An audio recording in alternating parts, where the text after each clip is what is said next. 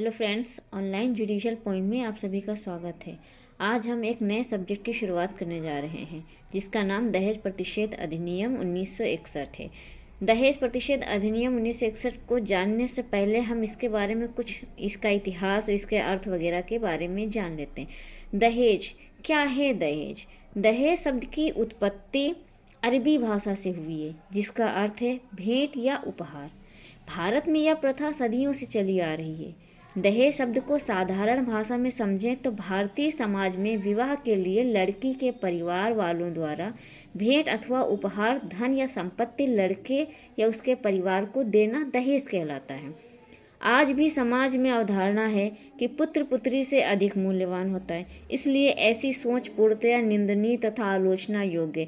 दहेज प्रथा का अगर इतिहास देखा जाए तो ये प्रथा प्राचीन काल से चली आ रही थी।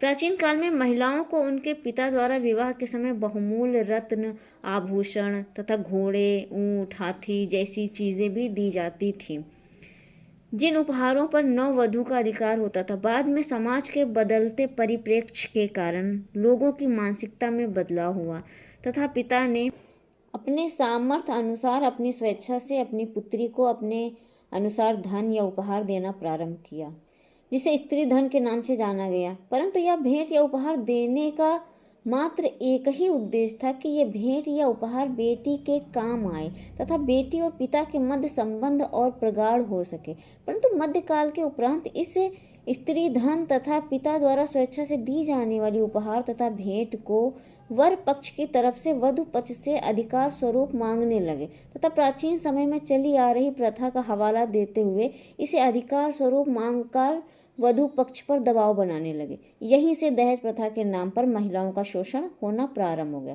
तथा वर्तमान में इस प्रथा ने एक भयावह रूप धारण कर लिया है।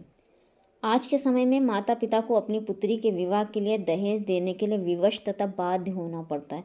यदि माता पिता दहेज देने में सक्षम नहीं होते तो कई बार बेटियों को ससुराल में जान गंवाकर चुकाना पड़ता है। दहेज प्रथा के कारण क्या क्या हैं, कुछ हम देख लेते हैं। जैसे पुरुष प्रधान समाज का होना, पुराने रीति रिवाज का होना, दहेज की तुलना सम्मान से किया जाना, दहेज को मान सम्मान का प्रतीक समझना। दहेज के रोकथाम के लिए विभिन्न प्रकार की विधियों का निर्माण किया गया है जो कि अवश्यंभावी ही है तथा समाज में प्रचलित इन कुरीतियों को दूर करने का एक महत्वपूर्ण प्रयास है, जिनमें से कुछ प्रमुख हैं हम आपको बता रहे हैं। जैसे कि दहेज प्रतिषेध अधिनियम 1961 जिसकी चर्चा हम अभी विस्तार पूर्वक करने वाले हैं। दहेज प्रतिषेध अधिनियम 1961 हो गया जिसमें बहुत विस्तृत बताया गया है। इसके अलावा आईपीसी की धाराओं में भी इसका जिक्र किया गया है, जैसे 498A, 304B, 113B evidence act की धाराएं आदि में दहेज के लिए संबंध में प्रावधान बताए गए हैं।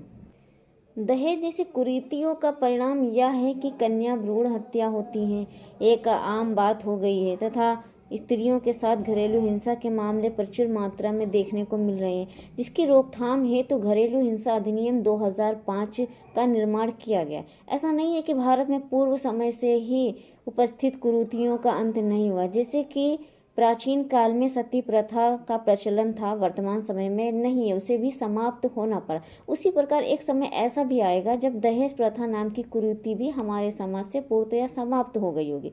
बस हमें आवश्यकता है अपनी मानसिकता को एक नया दृष्टिकोण प्रदान करने की। हम कुछ महत्वपूर्ण बिंदुओं को अपनाना होगा जिससे दहेज प्रथा जैसी बुराई को समाप्त किया जा सकता है।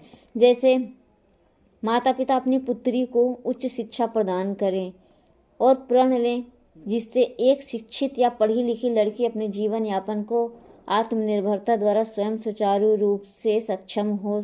ऐसी पढ़ी लिखी कन्या न तो दहेज लेना स्वीकार करेगी और ना ही देना चाहेगी। माता पिता को पुत्र तथा पुत्रियों में भेदभाव करना बंद करना होगा, जिससे समाज में लैंगिकता में समानता आएगी। समाज दहेज का बहिष्कार करेगा, ये हमें अपने घर से ही करना होगा।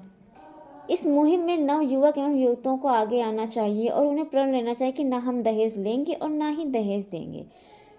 कुछ लाइनें हैं, जैसे जिस घर में होती हैं बेटियां रोशन हरदम रहती हैं वहाँ, हर पल सुख बरसे उस घर जहाँ मुस्कान बिखेरे बेटियां।